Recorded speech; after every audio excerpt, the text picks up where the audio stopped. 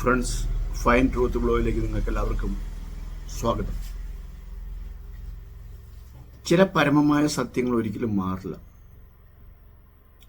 2+2 4, 2 × 3 6, H2O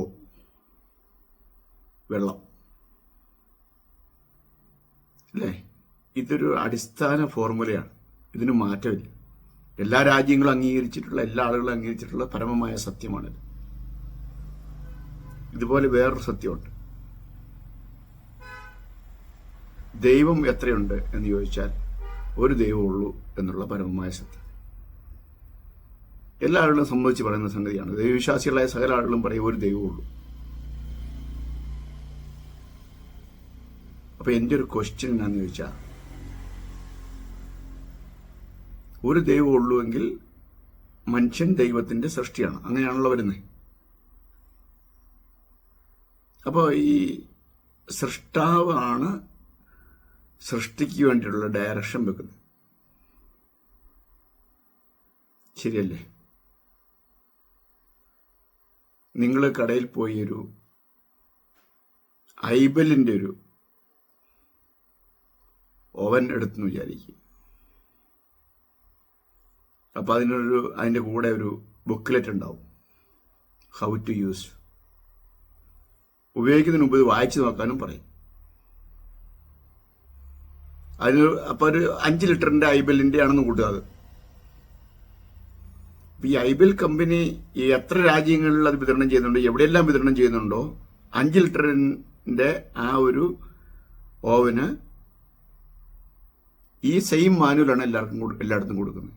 അതിപ്പോൾ അമേരിക്കയിലാണെങ്കിലും ചൈനയിലാണെങ്കിലും ജപ്പാനിലാണെങ്കിലും ഇന്ത്യയിലാണെങ്കിലും എവിടെയാണെങ്കിലും 5 ലിറ്ററിന്റെ ഐബലിന്റെ ഓവന് വേണ്ടിയിട്ടുള്ള മാനുവല് ഒരുപോലെ ആയിരിക്കും.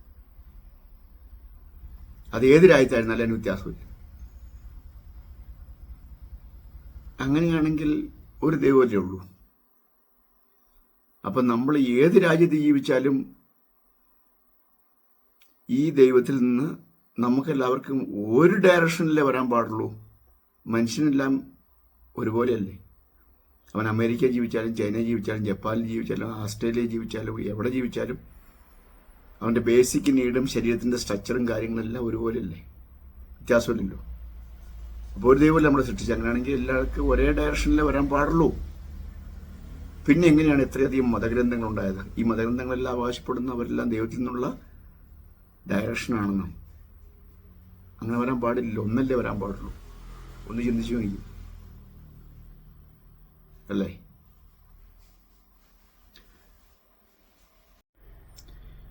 അപ്പൊ എല്ലാ മതങ്ങളും ഒരു ദൈവം ഉള്ളെന്ന് പറയുകയും ചെയ്യുന്നുണ്ട്. അപ്പൊ പിന്നെ ഈ വ്യത്യസ്ത നിയമങ്ങൾ എങ്ങനെ വരാൻ പാടുണ്ടോ? ഹിന്ദുക്കൾക്കൊരു നിയമം, മുസ്ലിങ്ങൾക്ക് വേറൊരു നിയമം, ക്രിസ്ത്യന് വേറൊരു നിയമം, വേറെ ഏതെല്ലാം മതങ്ങളുണ്ടോ അവർക്കെല്ലാം അവരുടേതായ നിയമാവലിയും ഡയറക്ഷനുണ്ട്. പക്ഷെ അവരെല്ലാം പറയുന്നത് ദൈവത്തിൽ നിന്നുള്ളതാണ്. ഒരു പ്രൊഡക്റ്റിന് ഒന്നിലധികം മാനുവൽ വരുമോ? 5 ലിറ്ററിന്റെ ഐബലിന്റെ ഓവന്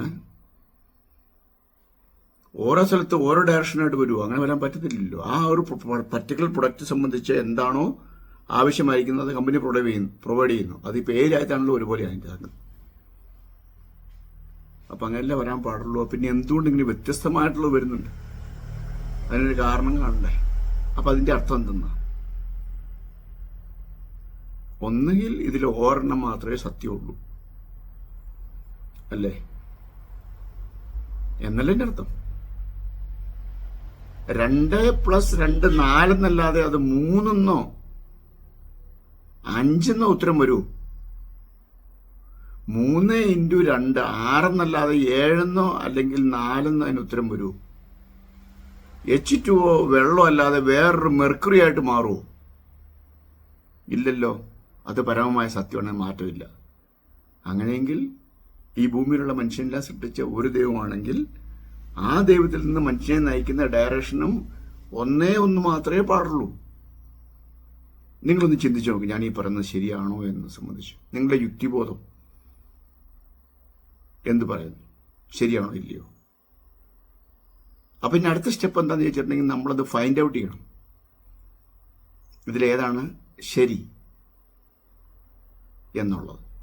അപ്പോൾ ഇന്നത്തെ ഈ വീഡിയോ നിങ്ങൾക്ക് ചിന്തിക്കാൻ കഴിയുന്ന ചില പ്രായോഗികമായിട്ടുള്ള നിർദ്ദേശങ്ങൾ പ്രദാനം ചെയ്തു എന്ന് ഞാൻ വിചാരിക്കുന്നു. അപ്പോൾ ഈ ചാനൽ ഇതുവരെ നിങ്ങൾ സബ്സ്ക്രൈബ് ചെയ്തില്ലെങ്കിൽ ദയവായി സബ്സ്ക്രൈബ് ചെയ്യുക. നിങ്ങളുടെ വലിയ കമൻറ്റുകൾ രേഖപ്പെടുത്തുക. ഞാൻ ഒത്തിരി വീഡിയോകളിൽ കമൻറ്റിനെ കുറിച്ച് പറയുന്നുണ്ടെങ്കിൽ ആരും ഒന്നും മിണ്ടുന്നില്ല. വളരെ അപൂർവമായിട്ടുള്ള കമൻറ്റ് കിട്ടുള്ളൂ. ഒന്നെങ്കിലും നല്ലതാണെന്നോ അല്ലെങ്കിൽ ഇന്ന വശം പുരോഗമിക്കേണ്ടതുണ്ടെന്നോ എന്തെങ്കിലും ഒരു അഭിപ്രായം പറഞ്ഞാൽ ഞാൻ കൂടുതൽ വില പതിക്കും. പ്ലീസ്. അപ്പോൾ നമുക്ക് ഏതായാലും മറ്റൊരു വീഡിയോയിൽ മറ്റൊരു വിഷയമായിട്ട് കാണാം. അതുവരെ ഗുഡ് ബൈ.